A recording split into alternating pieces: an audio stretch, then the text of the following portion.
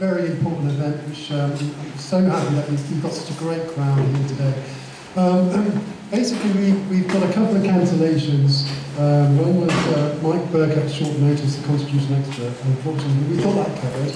And also Rob Austin couldn't make it. Okay, so we're going to just obviously carry on and we'll fill the gaps. Okay, so we're here today to inform people about what is happening on November 1st, where the EU are about to take over this country by their fascist legislation, okay? So we're going to allude you to this information, and the first speaker that we've got up is Brian Gerrish. So I'd like to give a big warm welcome to Brian.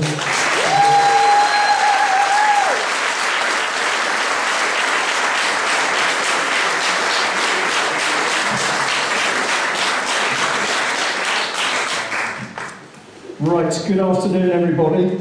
I am vertically challenged, as you can see, so is this going to work all right? It is, okay.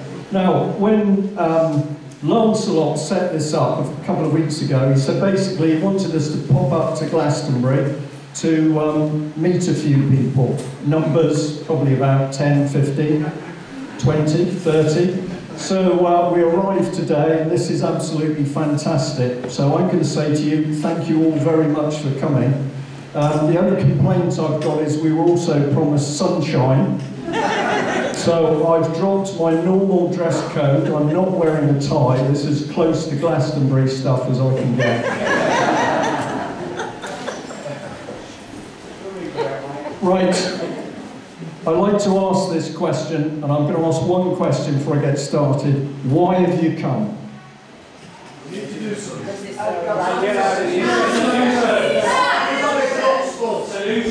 Alright, okay, so I've picked up a couple of things to get out of the EU, to do something, solutions. So what I think you're basically telling me is that you know that something's wrong. Yes. And what I'd like to do is just recap on a few things, but also I'm going to say to you that whatever gets talked about today, whether it's trying to do something about the European Union, it's trying to do something about the paedophilia going on in this country, whatever it is we are trying to deal with, we will not do it if we do not have some form of free press and media. There's no ifs or buts about this. It is our job to make sure the information goes out there, talking to friends, emailing, twittering, leaflets, having meetings, producing papers, producing videos. Everything that's possible we've got to do, because I'm going to try and show you that what we all did made a big change to the government's attempts to get hold of control of the media. And if they had succeeded a year ago, basically, we would now be in dire straits, because we wouldn't be able to see anything of any worth in the mainstream press and media.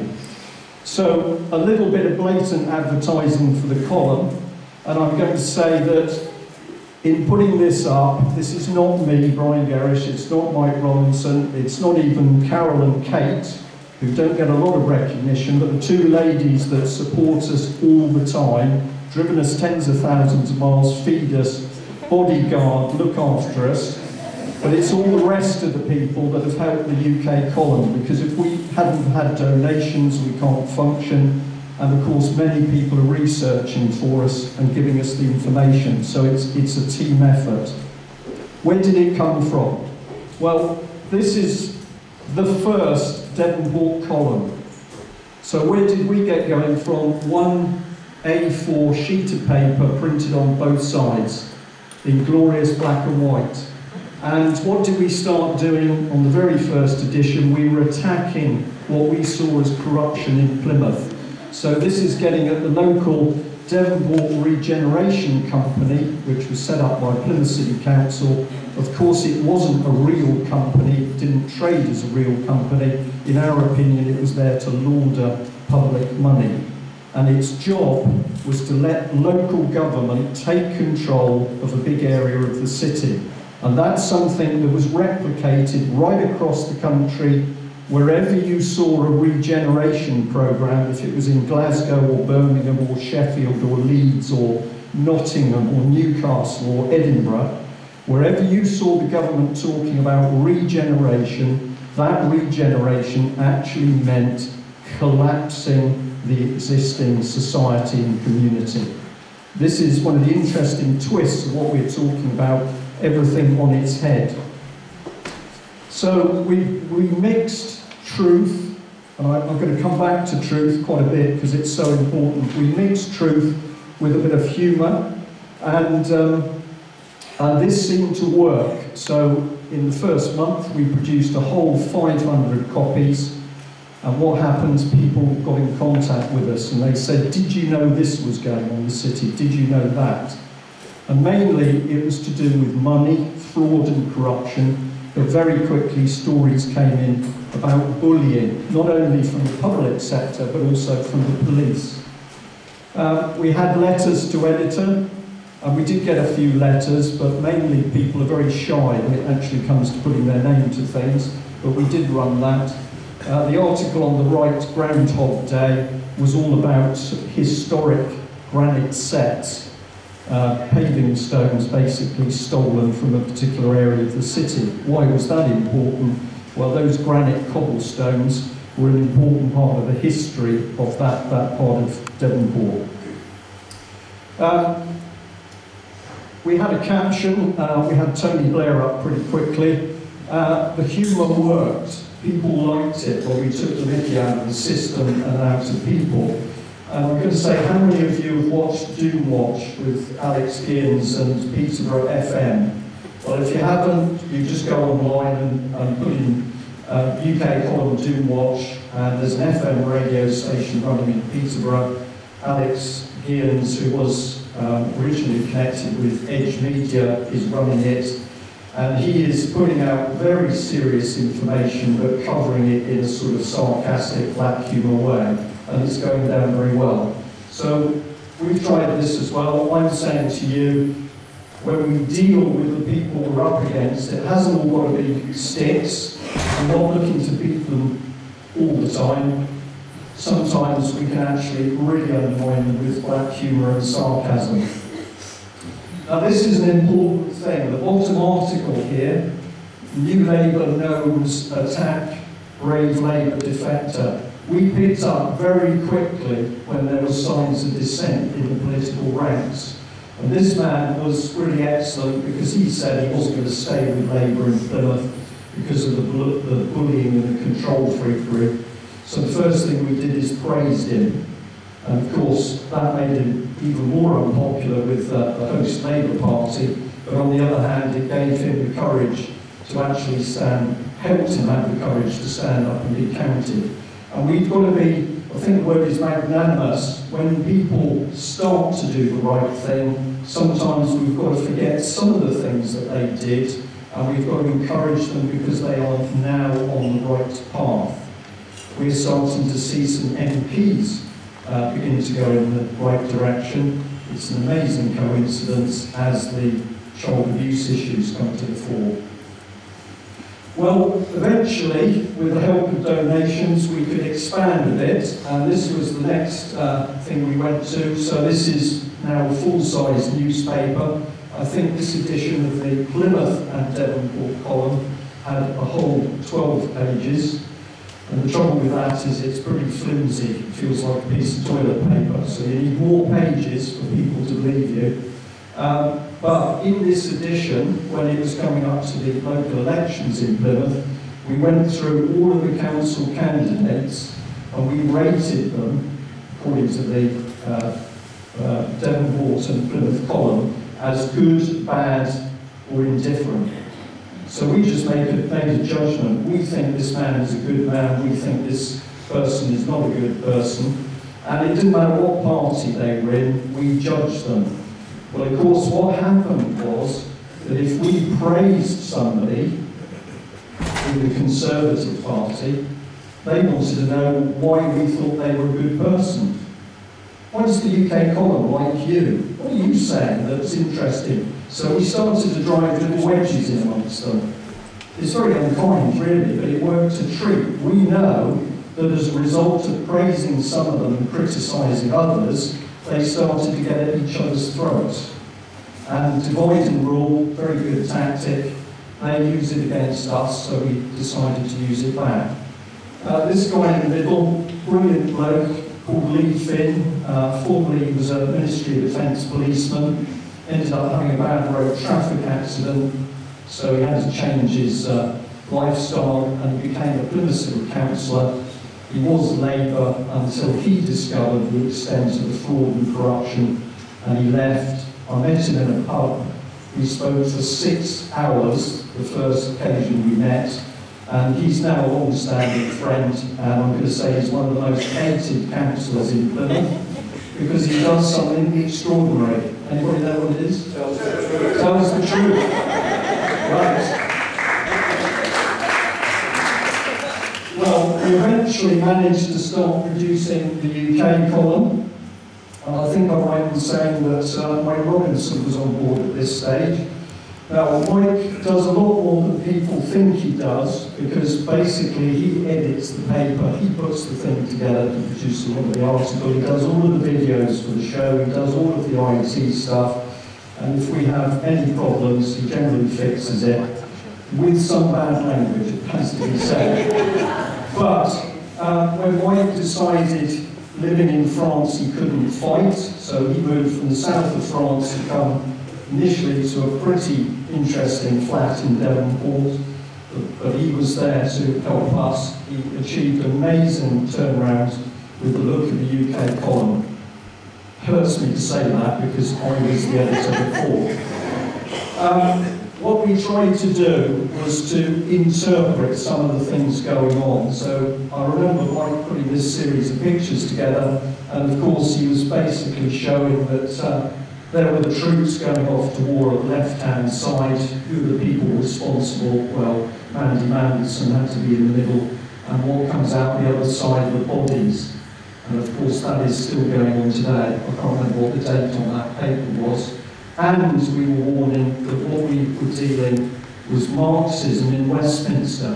Now I'm very happy to have a political discussion on whether we're looking at Marxism or not, but we wanted to use the real words. We talked about treason, we talked about criminals, we talked about perverts. And the reason the real words are so important is part of the biggest attack against us is to corrupt our language. Political correctness is nothing about protecting people, it's actually making us fearful of telling the truth using the right words. So, at this stage, UK column started to get some hitting power. Now this is still a key part of what is going on. Does anybody in this, I won't embarrass you by asking, but if there's anybody who still thinks there are 3 political parties with different agendas, we might as well go home, because they're working to one agenda, and that agenda puts them in common purpose. Now, I'm not talking about common purpose to political charity. What I'm talking about is the fact that they have one agenda to achieve their dictatorship, which is part of the one world government, there is no doubt about that. They will lie, they will produce this pantomime of politics in order to make us believe if we vote for Labour, we can get rid of Cameron and it all changes. Well, of course it doesn't. So, 3 men at the heart of agenda politics, destroying Britain, and watch Clegg, because he's the man, he's the quiet man, he hangs in the background.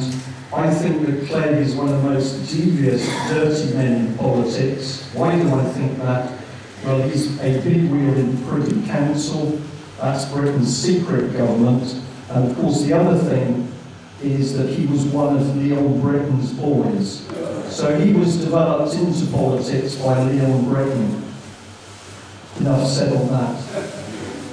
Well, this is just some simple analysis of a dictatorship or a police state. And if you read these lines, a few people above the law, we are living this. It's drifted in. We find it quite interesting to talk to people who come into Britain from Eastern Europe, so we can talk to people from Lithuania or maybe even Ukraine, certainly Poland. And they think that they've arrived in this country and they're now in the promised land. They're in a democracy, they're safe. And we're saying, no, you've walked back into a police state. And I'm going to say, these are some of the simple things. The law and the state controls the legal process. Well, we're seeing that, aren't we, at the moment? We haven't got any truth out about Iran. There's no such thing as a fair trial. We don't think there is. We'll come on to that. And people can be imprisoned without trial. Robert Greene. Yeah, so there are terrible things happening in this country. And these were the words of Tony Blair a few years ago. He said that he had a vision of a new Britain, and central to this was the creation of a new class, a new elite placed in positions of authority. Not elected, no mention of the word democracy, even with the weaknesses democracy's got. He said we're going to have a new elite class placed in positions of power. And I can tell you that councillors who've been to the National School of Government, which is in Sunningdale up by London, have been in classrooms where they've been told in the future there won't be such a thing as a locally elected councillor. So this is not pie in the sky stuff, this is actually happening. And we know this is happening already because we've seen these thugs unleashed on the streets. I think, well, John will know better than me, but 63,000 automatic weapons delivered to the police, tasers, water cannon, CS gas, pepper gas. These guys are being armed because the government knows there's going to be trouble because the government thinks it's going to create it. And I'm going to say immediately it's our job to make sure there isn't trouble. Because if there's no trouble, there's no justification for these people.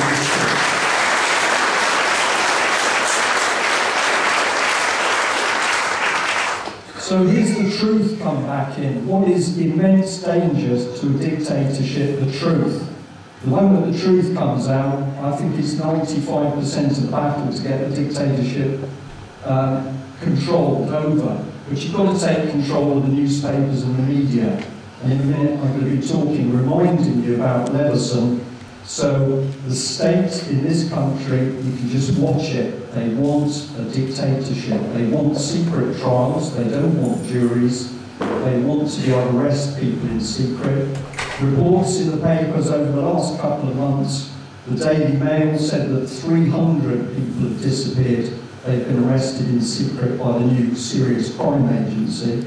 And I think it was The Guardian said that 600 people have been arrested in secret. So it's not this is coming, this is Britain today. And if they get control of the press, then we've lost a means of getting the truth out. People being arrested. I know there's a lady in this audience that went to the police in Plymouth with evidence of a massive fraud. What did the police do to her? Held her in the police station, strip searched by 3 policewomen. I've been into Plymouth police station with Mike and another lady to report the abuse of a 3-month-old baby, and we ended up with the sergeant in the interview room shouting at us, "Get out of my interview room!" Why would he do that? Because he was frightened. Why was he frightened? Because the police were involved in the abuse of children. So we've got some very nasty things, and spying on citizens, that's now coming to the fore more and more. All your data is going to be held for a year, well, it already has, of course.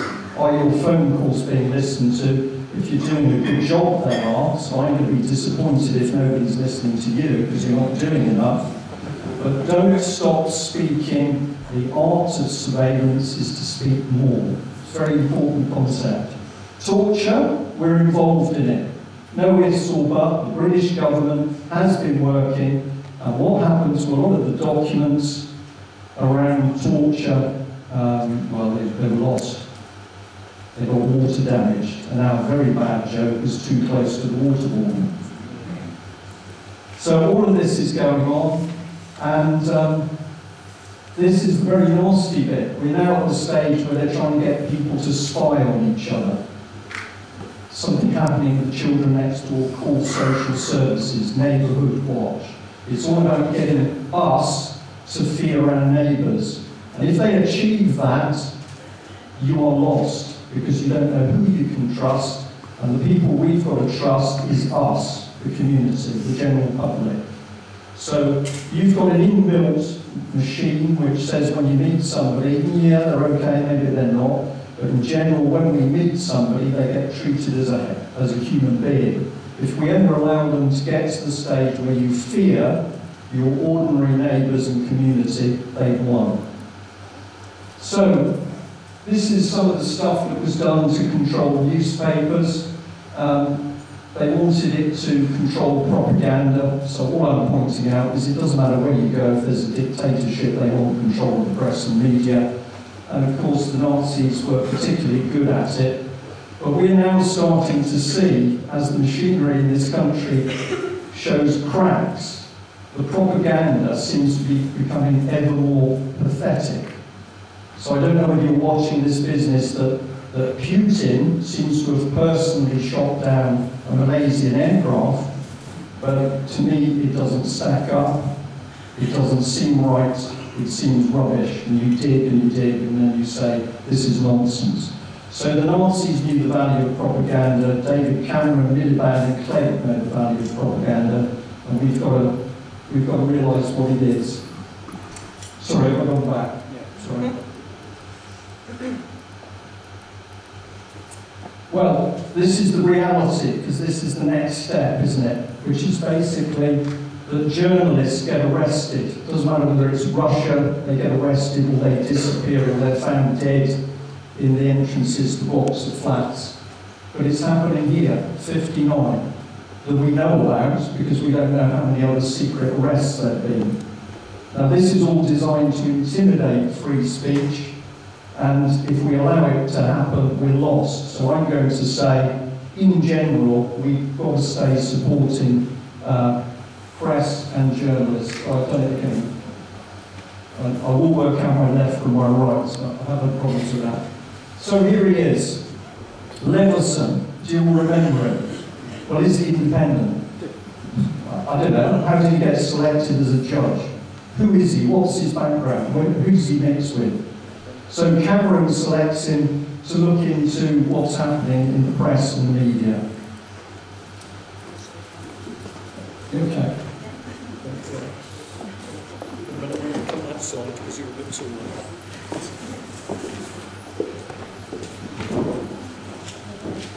This is the next step that's happening at the moment, when you're getting local authorities on gagging local papers. If you don't believe this is happening, it's absolutely happening. So across the country, very few locally owned independent papers. They've all been bought up by big agencies like NewsQuest, for example. And then what happens is there's little meetings in the city where people in the council are saying, we don't want you to report this, and it doesn't get reported. This is very dangerous, because now the reality of what's happening in your city doesn't come out. So, just to remind you of how Leveson was created, I'm going to come back to this organisation here, Demos. Now, Demos is a Marxist organisation. If you go into the history of it, you'll find that's what it was. And for me, I could discuss communism and Marxism and Leninism with you. I don't want to. I just do the body count. Everywhere we've seen this regime install itself, the bodies come out.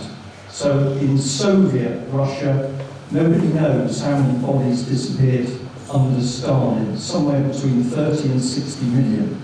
So I'm always interested when we've got a Marxist organisation creeping its way back into society.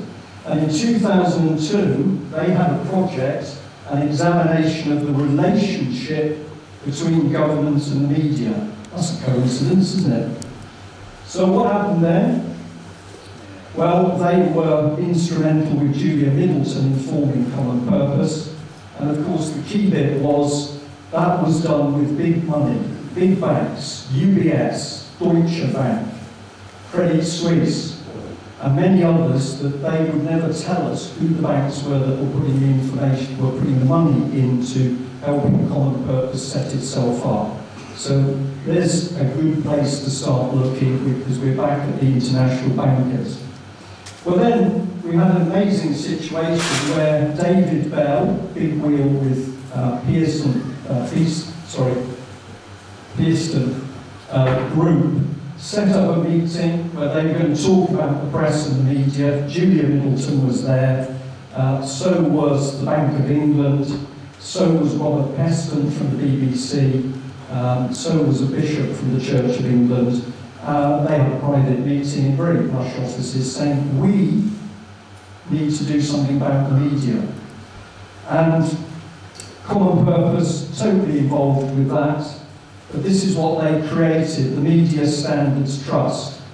There's no ifs or buts, this is all factual. So they created the Media Standards Trust, and the Media Standards Trust drove the furore in the press via Hacked Off. And here was the big Hacked Off campaign where you had a guy called Brian Cathcart. And what were they all saying? The media's terrible, they're intruding on people's lives, they're stealing texts from murdered girls. The media and the press are so bad, we need to regulate them. But who were the people that started shouting? They met behind closed doors in plush offices. So that created the Leveson inquiry, and then this is the bit that was in front of everybody's face. Having created the inquiry, David Bell simply moved across to become the senior member of the panel with Leveson. Where was the independence? Yeah, well, of course there wasn't any, because this was a government scam to take control of the press. And the Guardian, absolutely complicit, because they lied over texts being deleted from Millie Dowell's phone. The Guardian lied, they had to print an apology. But their lies helped inflame the Leveson inquiry, and the ultimate objective of that was to get control of the press.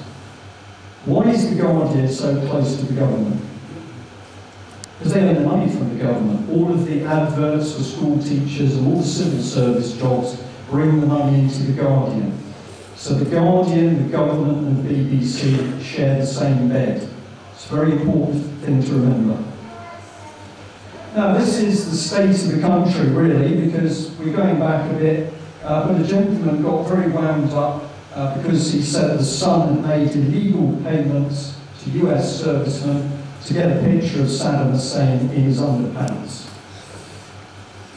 Here we are, Labour MP Chris Bryant, and he said it was absolutely disgusting, the picture of the Iraqi dictator in his underpants, and he got very wound up. He's next vicar. He's trained in theology, he's a common purpose man, and he's also been speaking recently to say, well, all of this child abuse, well, they've always been doing things in Parliament, we shouldn't worry about it. So what sort of man is Chris Bryant? Well, here is Saddam Hussein. Now, I think this man was treated despicably. We could debate whether he was a vicious dictatorship, but he deserved justice, and he didn't get justice. And here was the state where they're photographing him in his underpants. And I think that was pretty cruel. But here is Chris Bryant. Right? This was in advertising on a homosexual website for gay partners. So I think, you know, we just need to really see what we're talking about here. Were they the same underpants?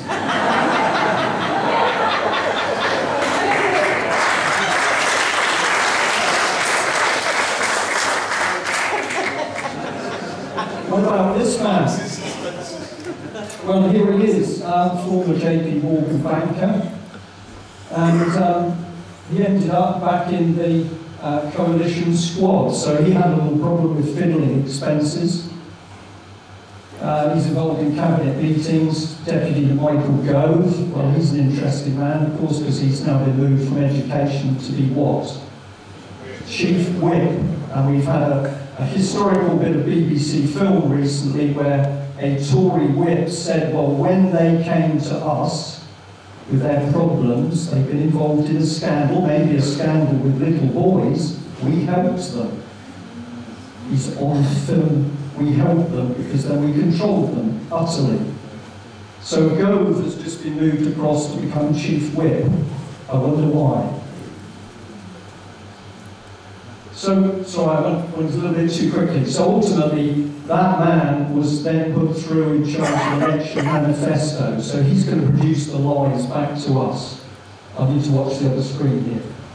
All of these organisations on the left had involvement in trying to control the press. Roundtree Foundation, Aranda Foundation, MacArthur Foundation, Nuffield Foundation, and here's Pearson, which David Bell was involved in the first place with Common Purpose. So all of these organisations and the Scott Trust that is behind The Guardian were working to put money through the Media Standards Trust and hacked off and another organisation called Full Fact. So when we think we know who's actually controlling things, we've got to look much deeper. This is investigative journalism.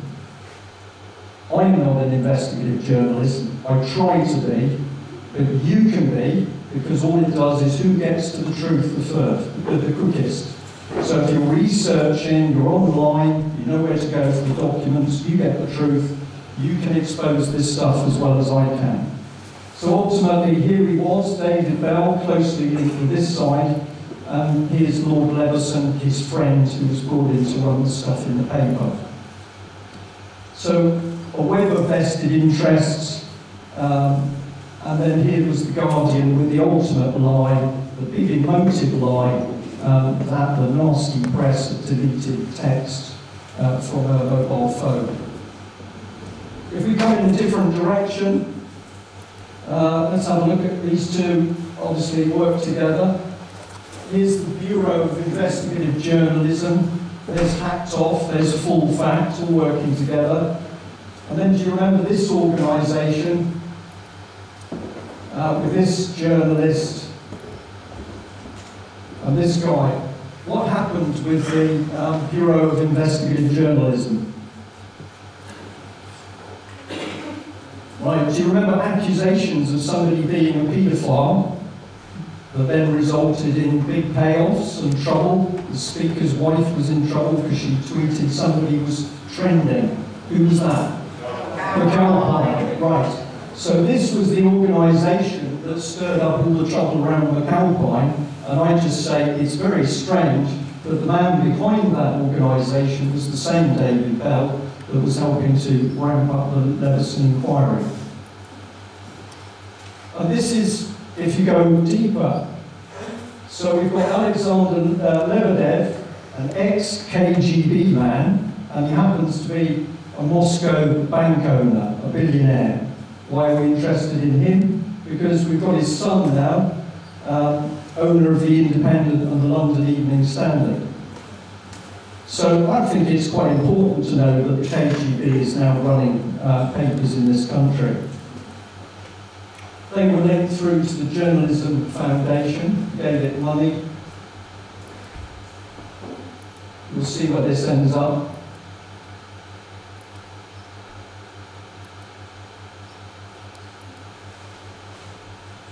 This is what's being put in place at the moment.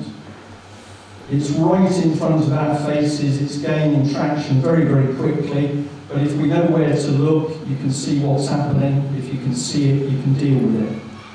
So, who wrote the story? Well, I'm allowed to say the UK column did.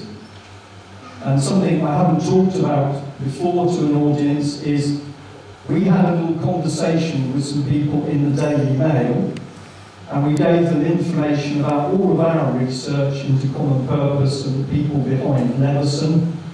There was a silence of about 2.5 months, and then the Daily Mail printed 11 pages.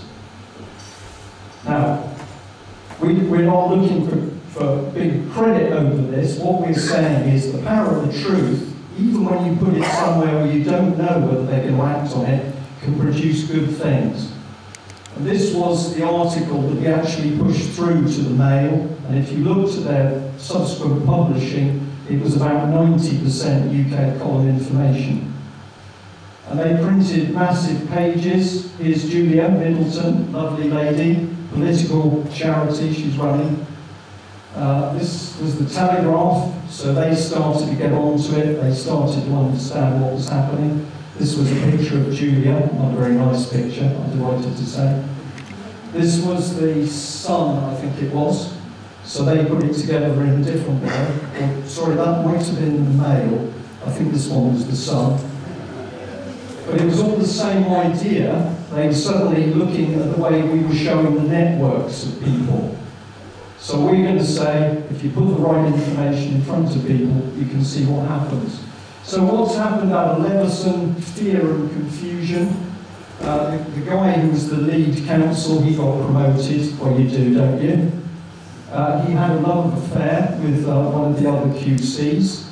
That shouldn't have happened because that was a conflict of interest, but they got away with that because they only started sleeping together after the Leveson affair was over. Is that why it was called the Leveson affair? I don't think about that. And we had Shami Chakrabarti. How many of you believe in Liberty, the organisation?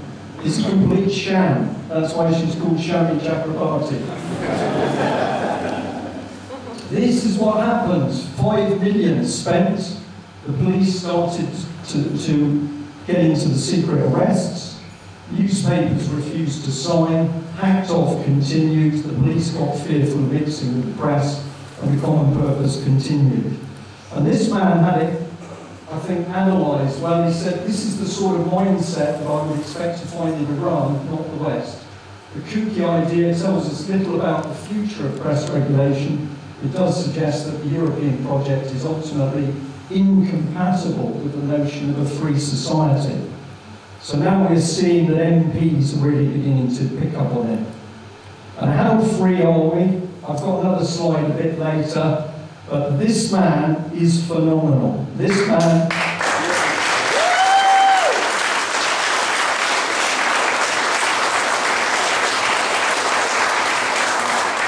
Robert Green has now been in prison twice in his campaign for justice for Holly Gregg and to stop child abuse in general. He is quite unbelievable in his dedication. And I've got to say, I'm going to talk a little bit more about child abuse. But if there's anybody in this hall who does not believe that the Holly Gregg case is real, come and see me after I've finished speaking. Because I will tell you that that case goes to the heart of the most vile abuse of children in Scotland. And some of it I still can't talk about, not because I'm worried about being taken into court, but because I will be telling you stuff which is so disgusting, you just can't do it in front of an audience, particularly the youngsters. So he's at the moment still under house arrest. But here's Eilish Angelini. Now she's taken to court. She said that she's been harassed by nasty people, accusing her of things. But all she was asked in the beginning was, did she receive the documents about Holly Gregg? And if she did, what did she do about it? Well, she didn't want to answer. She took Robert to court, and we still don't know whether she paid for those hearings out of public money or her own money. So lots of questions still to be asked about this lady, but she knew how to get Robert shut up pretty quickly, and that's what they do. So here he is. He's spent another 3 months and 1 week in Perth prison. I didn't correct that. I think it's 58 days today. 58 days under house arrest in Warrington. He still doesn't know what he's charged with, not by an English court, but by a court in Scotland. This is unbelievably serious because it means that Scottish police could come through that door now and arrest me because I've dared to mention Eilish Angelini and child abuse in Scotland.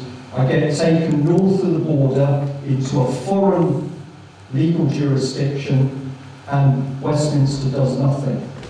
So Robert Green case is even more important than it's been in the past. Here's another one, Oxford and Sherwell Valley College. We reported on the abuse of children at this college. Thames Valley Police covered up, the local safeguarding board covered up, the school covered up, Oxford City Council covered up, the political parties covered up. Some of the children so psychologically damaged they can't hold down a proper job. They will never hold down a proper job. And this man, who's actually an Asian Muslim, is the man who tried to protect the children. He made over 80 reports to the police, to Thames Valley Police. Not only did they not take any action, Thames Valley Police were part of a collaboration with the local authorities and the college, which meant that he was hounded out of his job and victimised and bullied until he found us. And my point on this is, of course, we never hear about the good Muslims and Asians and the subject of paedophilia. We only hear the mainstream press trying to convince us that, Freudian slip, that is known as, trying to convince us that anybody who's a paedophile is Asian. Right? So this man, you're going to hear more about Oxford and Sherwood Valley College over the forthcoming weeks. What a brilliant guy, because he was prepared to sacrifice his job, his lifestyle and pressures on his family to protect children, white children, from white abusers. So how do the BBC do it? How are they so powerful? Well, he's left now, but this is Marcus Agius, chairman of Barclays Bank, very reliable bank, not involved in any fraud or corruption or fiddling with interest rates. And he was getting a £47,000 a year salary from the BBC for working 28 days a year. Do you know anybody who can't feed themselves at the moment? Right? So we have got, this is the reality, but it gets better, because let me introduce you to this man. We were intrigued to find that one of the Levison witnesses is highly regarded as an expert on snuff movies. Yeah, we're delighted to announce Julian Petley is our second to be confirmed keynote speaker. He will be giving the talk on the many mythologies of snuff. So here he is, he's a university professor, and he was a called witness for Levison. And am I telling the truth? Yes, because this is the advert from Bournemouth University. And I don't know what you think about that little picture top right, but I find it particularly offensive. So this is a man who is not only teaching your children, our children, he's somebody the government thinks we should take notice of his views on what gets printed and what doesn't. Now, we can get on to the BBC, because of course the BBC did not know about Jimmy Savile, did they? Are you feeling hot in this room? How hot on the scale of 0 to 10? Well, I think that's a bit pathetic. I'm going to say it's about 6 or 7. But now you're beginning to understand the temperature it gets up to in the UK College studio. So when we're saying it's pretty hot, you're now getting an idea. I'll watch your faces for the sweat. So why am I interested in the BBC? Well, because if the sound clip works, I can show you that probably this man, Mr. Thomas, was instrumental in helping to shut down a BBC investigation into Oxford and Sherwood Valley College. Now, he's been of interest in the press before because he's been under criticism for his views on women. But we organised a meeting with this lady, and then we'll come up in a minute, because I can't, Nicola Stanbridge, and we were going to talk to her about the abuse at Oxford and Sherwood Valley College. We'd had a very good conversation, and the deal was we were going to meet up to look at some documentary evidence, build a bit of trust, and then we were going to put her in touch with victims. Well, here she is. So she's got a great reputation as a reporter. She's really been out there and mixed it. Just listen to this film, this audio clip when I had a conversation with her. I think it should be there.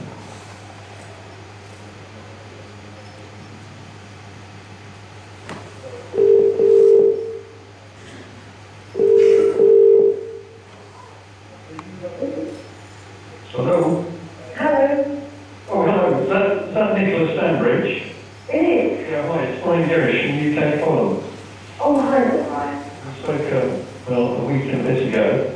Yes. I was basically taking a bit of time off with family last week, and I've been back this week, which is now flown by. But I thought I would give you a call to say, are you still interested in a meet-up and look at some material?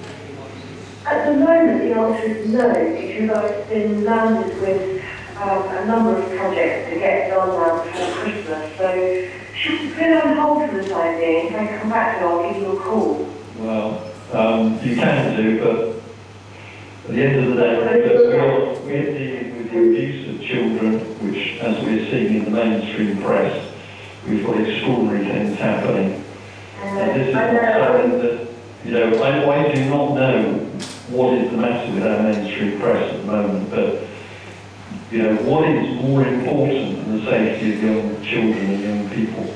Well, if it's any, I mean, it's no, you know, obviously it's not speaking things like that, but I mean, I'm putting together about anorexia among children at the moment. I mean, you know, I'm not exactly off looking into some serious subjects and there's other lifestyle projects. I mean, they're all there and they're worrying away that...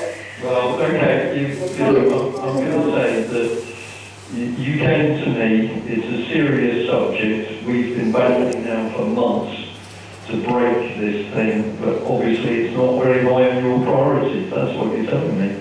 Well, it might not be my priorities we're talking about. I mean, I just have to crack on with this list of projects that I've got to kind of... Well, you take on your editor, but I really despair at what is going on in this country. We've got these horrific stories coming out about what's been going on in the children. We've got idiots like Little John today trying to make out the whole thing is conspiracy theory. If you knew, which I'm sure you don't, what they really do to these children, I think you'd want to do something about it. But okay, Radio 4 editors are not interested, that's what you're telling me. Not at the moment, because, I mean, we've explored with the council and the police, we've made calls, and, you know, at the moment... so what you're telling me is that you've spoken to all the people guilty of the cover-up, and they're telling you that there's nothing in this story, so you dropped it.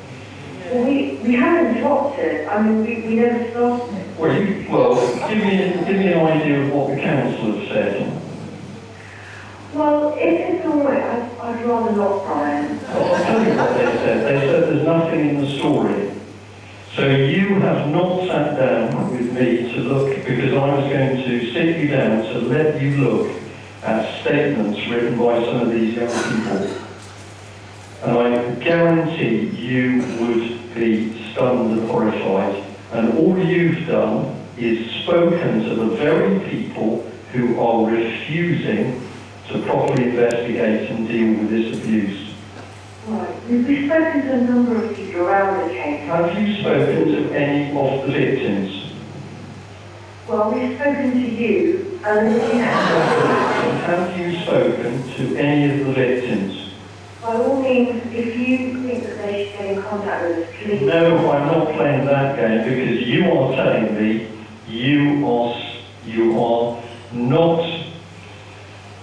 taking the matter seriously. You've spoken to the very people who are covering up what has been done to these children. Well, we're not prepared to go through you in terms of talking to these children.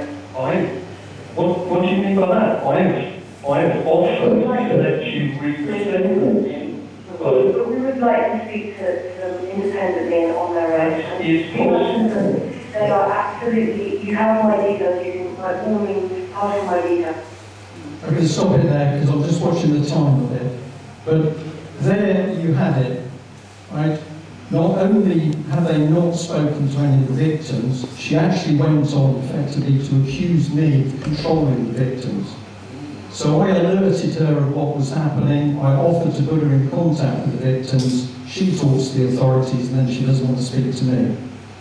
And if you wonder why I was stuttering in that phone call, it's because I was so angry.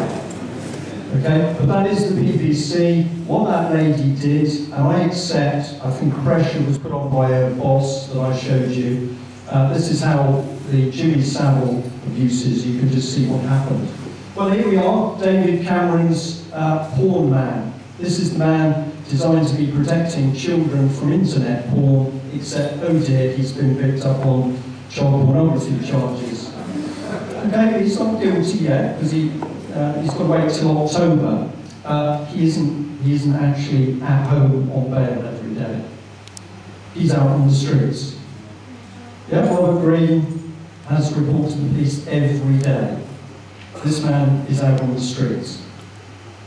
Well, we've been talking about a case in Nottingham where children have been abused, and I just wanted to bring this in front of you because what I'm talking about is the state of the country. For me, you can talk about fraud, you can talk about idiot MPs, but if you really want to know the state this country's got to, children in their thousands are being abused through the very system that's supposed to care for them, and the authorities, including the police and MPs, are covering it up. And in Nottingham, we know that a very vulnerable witness who talks about being raped and abused along with 100 other children at a particular home, Beechwood, has suddenly been taken into custody on remand for an arson charge. And she texted us about 24 hours before she was picked up to say she was scared of the police and what they were going to do. So I'd like to bring this lady up because she's not in the police and her responsibility is supposedly protecting children. Here she is doing 79 miles an hour and a 50 mile an hour limit. So I can say I've already got some suspicions about her use of the rule book. And this is the thing itself. The BBC reporting one children's home, Beechwood, but this is the reality. Sorry, it'll run on and then go to the next slide. There's 100 youngsters in one children's home. These are the homes that the police are looking at. It's a number of homes. So if we come in here, initially there was only supposed to be 17 victims, and then we've climbed to 100. But the key witness has been picked up and is in prison. It's a coincidence. These are some of the authorities' reports, claims at kids' home. You notice they're talking about probed. So it's not a proper investigation. The investigation is ongoing. Well, we don't think a proper investigation is ongoing. It's difficult obtaining forensic evidence, particularly when you don't carry out a full and proper forensic investigation. It just goes on, and here's NSPCC, because they're involved with it. So these are the people who should have been protecting the children, but they're now working with the police. It's pretty obvious to see what's going on. And here's another one here. Here's the Children's Board saying that they're working with all agencies to protect the children. Well, these are the people that failed in the first place. So it's a lie. 250,000 paid out to shut people up. And the council said they've been in consultation with insurers and they don't admit liability. So people being bought off £9,000 a shot, but they don't mention liability, and that's some of the stuff done to the children. I won't read it out because I know there's some youngsters here. You can see it afterwards if you like, but that's not half of what was going on. Here's the BBC. It doesn't talk about children, it talks about residents. And it says former residents. They claim that they were sexually abused. So we sort of had a word with the local BBC and we said what was being done.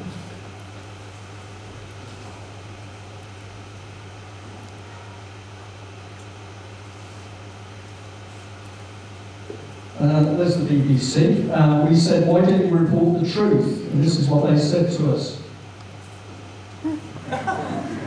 They didn't think people needed to know. They were protecting you. You couldn't take this. You don't want to know what's been done to the children. The BBC says it didn't think you wanted to know. And this is some of the language from the child victims. I'm not going to hold it on screen for long. And this little boy said, I used to run away because of the disgusting things they made me do. and every time Nottingham police took me back. The Nottingham police are conducting the investigation, not. And here is their threatening email to the UK column telling us to take down all our material talking about victims of child abuse. And Mike spoke to them and he said no.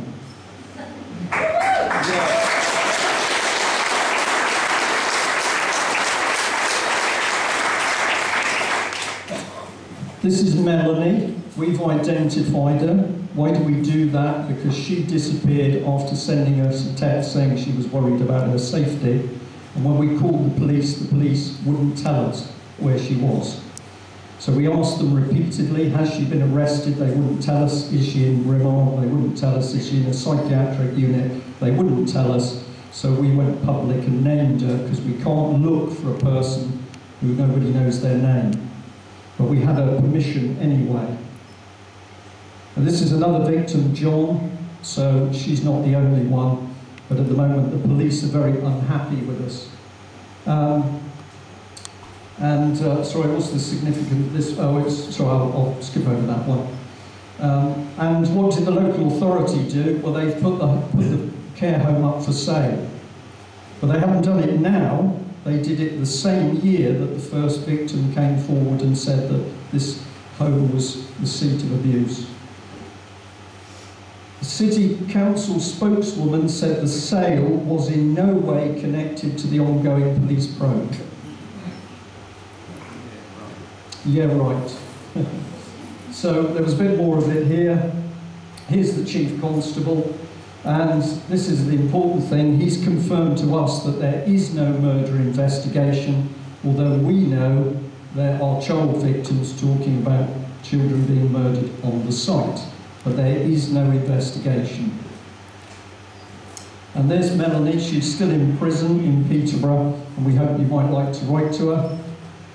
And I'm just going to say, what we do, we have had our moments of fun. This was Levy and McRae, the most powerful law firm in Scotland, sending us a letter to say that we were going to be hung, drawn and quartered and taken to Scotland and guillotined because we dared to print the truth about Holly Gregg, and asked us to take all the material down, and we said no, and we never heard from them again. And then this one was because we talked about a man who was banned from going into a care home to see his wife, John Coles, and his wife eventually died without him being able to get back in to see her. And when we published that, we had this letter from a nice company called Rag & Co. That they were going to take legal proceedings against us, but they didn't either. So, I'm going to finish there. But say to you, what I'll try to give you is the key elements of what's happening in this country at the moment. There is a police state developing. Secret arrests are happening. Secret courts are happening. Any family court where there's no jury is in fact a secret court. The press and the media are fighting back. This is good news, but the intent of the government was to take them under control. Children are being abused on a huge scale. Thousands of children. And this is why, in the papers at the moment, all of the stuff about the exposure of Westminster, named politicians, they are absolutely crapping themselves. Because this is not one or two in Westminster, this is a culture. It runs through Westminster, through sections of the House of Lords, through senior police officers, certainly, and includes the security services. And why are the police and the security services involved, particularly security services? Because this is how you blackmail people to lie to us, to get us reassured they're looking after us, but in fact they're building a vicious dictatorship. So the evidence is now in front of our eyes. What do we do about it? Well, the fantastic thing is Leveson didn't get control of the press. And if you look, there's more and more attacks in the mainstream press on Leveson. More and more stuff coming to the surface. So we think that the press, which was on the seesaw just balancing, is beginning to tip back the other way. They won't sign up to the charter. They won't go and give in to Leveson. So I think our press are doing a good job, but I do accept they're largely controlled. We've just got to help them. What has forced people's hand? It's the free media. It's all of us, anybody who's blogging or got a website or pushing out material, we are the people that have forced the hand of the mainstream media.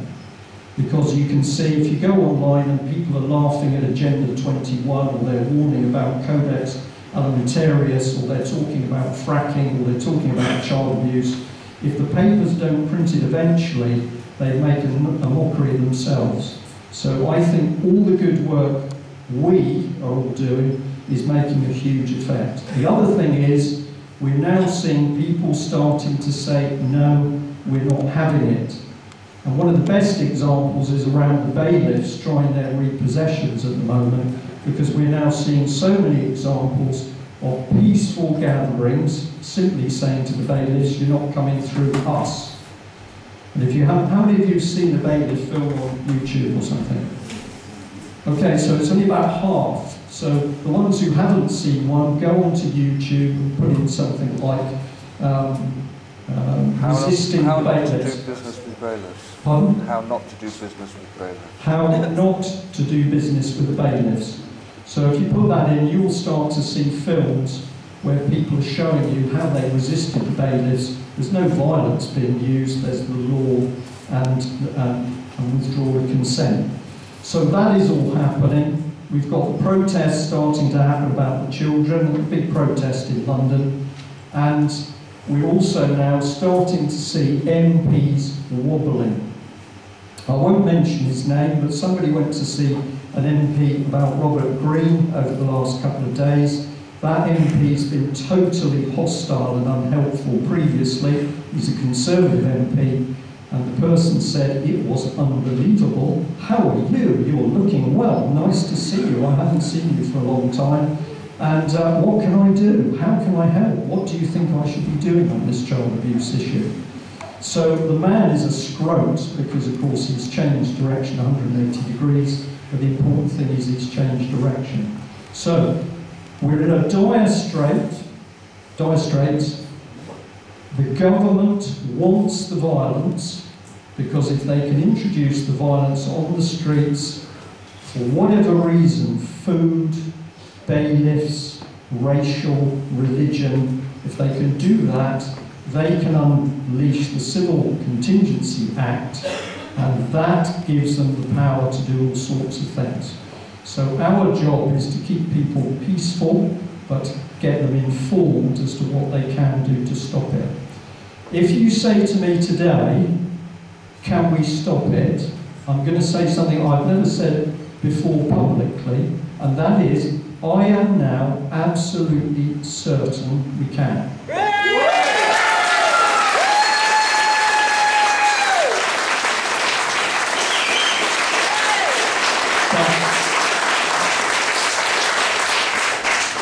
But there is a but.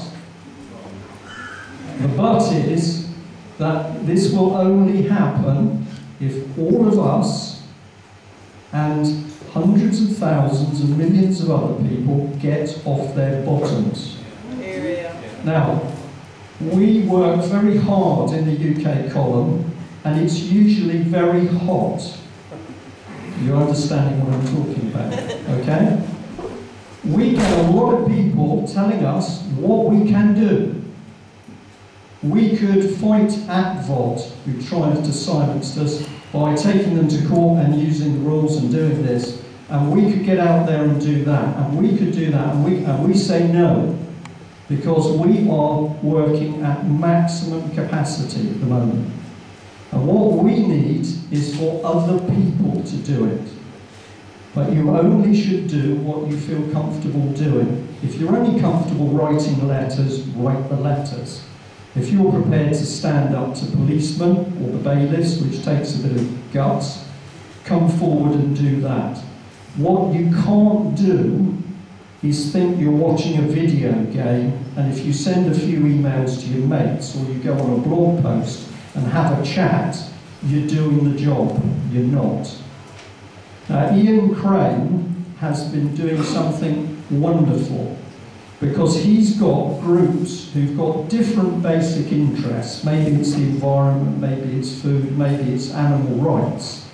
But he's got those different protest groups to agree to work together to challenge fracking. Now this is very important, because we would like to say this has got to happen, because the government wants to split all of us, families, friends, communities, groups that you're working in. And we've somehow got to get people to get over their differences and work together. And if we do that, then we can be certain of stopping it. The other thing we need is knowledge, and this is where the next speakers come in, because they're going to be talking about what needs to be done on the ground and how we can do it. So I'm going to shut up, because I'll probably run over time. Thanks for listening to me. Thanks for coming.